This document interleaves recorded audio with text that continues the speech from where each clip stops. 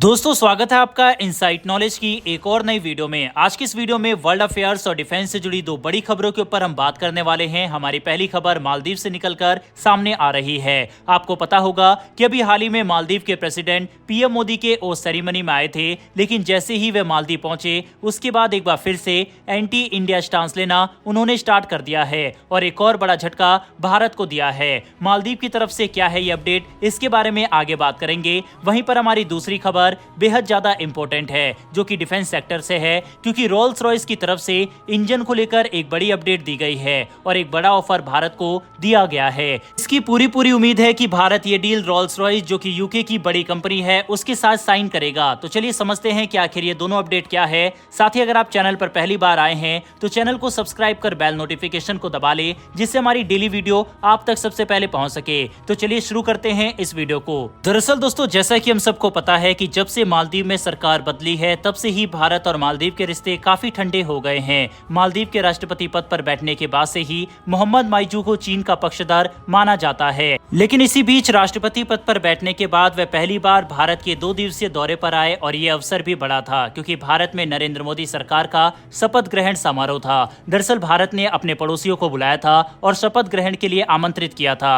मोहम्मद माइजू राष्ट्रपति पद पर बैठने के बाद पहली बार भारत के दौरे पर आए थे। ऐसा लगा कि अब भारत और मालदीव के रिश्ते सुधर जाएंगे और दोनों देश अपने रिश्तों को मजबूत करने के लिए काम करेंगे। प्रधानमंत्री नरेंद्र मोदी के चुनाव में जीत के बाद भी मालदीव के राष्ट्रपति ने उन्हें बधाई संदेश भेजा था। साथ ही भारत आने से पहले उनके ऑफिस के आधिकारिक बयान में भी ये कहा गया था कि भारत में आना और पीएम मोदी के शपथ ग्रहण में शामिल होना उनके लिए एक सम्मान की बात है। लेकिन जब वे भारत आए तब दूसरी ओर उनके देश ने एक भारत विरोधी काम शुरू कर दिया। दरअसल आपको बता दें कि मालदीव की संसद, जिसे पीपल मजलिस कहा जाता है, उसकी राष्ट्रीय सुरक्षा सेवा समिति ने मालदीव की पूर्व सरकार और भारत के बीच में हुए समझौते के जांच के आदेश दे दिए हैं। बता दें कि मालदीव में इससे पहले इब्राहिम सोले की सरकार थी और उनके और साथ ही भारत के बीच जो 3 बड़े समझौते हुए थे उसको लेकर संसदीय जांच शुरू कर दी गई है। मालदीव के हितादू सेंट्रल से सांसद अहमद अजान ने सोशल मीडिया पर एक पोस्ट किया जिसमें उन्होंने कहा कि संसद की राष्ट्रीय सुरक्षा सेवा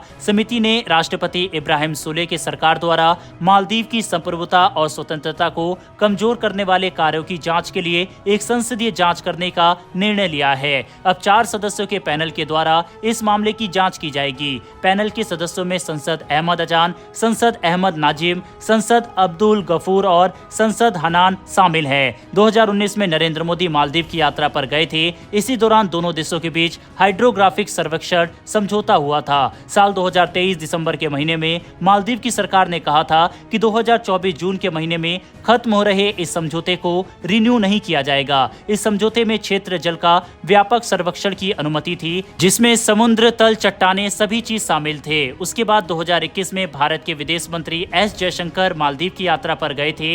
इस यात्रा के दौरान दोनों देशों के बीच MNDAF तटरक्षक डॉकयार्ड डेवलपमेंट समझौता हुआ था। इस यात्रा के दौरान ही Maldives national defence force, coast guard, harbour के डेवलपमेंट समर्थन के समझौते पर भी दोनों देशों के बीच सिग्नेचर हुए थे। अब इन्हीं समझौते की जांच की जा रही है। यानी कि साफ है कि मालदीव एंटी इंडिया कैंपेन चलाने से बाज नहीं आएगा। ऐसे में सवाल ये उठता है कि क्या भारत को मालदीव को अपने पीएम की ओथ सेरेमनी में इनवाइट करना भी चाहिए था या फिर नहीं। इस पर अपनी राय कमेंट बॉक्स में लिखकर बताइएगा। वहीं दूसरी ओर यूके की एक बड़ी कंपनी ने भारतीय नेवी को एक बड़ा ऑफर दे दिया है। दरअसल आपको बता दें कि यूके की रोल्स रॉयस और साथ ही इंडियन नेवी के बीच में एक समझौता पहले ही हो चुका है, जिसके तहत इंडियन नेवी के वॉरशिप के लिए रोल्स रॉयस इंजन बनाने जा रही है। साल 2021 में रोल्स रॉयस और भारत के हिंदुस्तान एरोनॉटिक्स लिमिटेड के बीच इंडियन नेवी के नेक्स्ट जनरेशन के हथियारों को बनाने के लिए MT-30 टरबाइनों की सर्विस के लिए MOU साइन हुआ था। दोस्तों, इस समझौते के बाद हिंदुस्तान एरोनॉटिक्स लिमिटेड के CMD R माधवन ने कहा था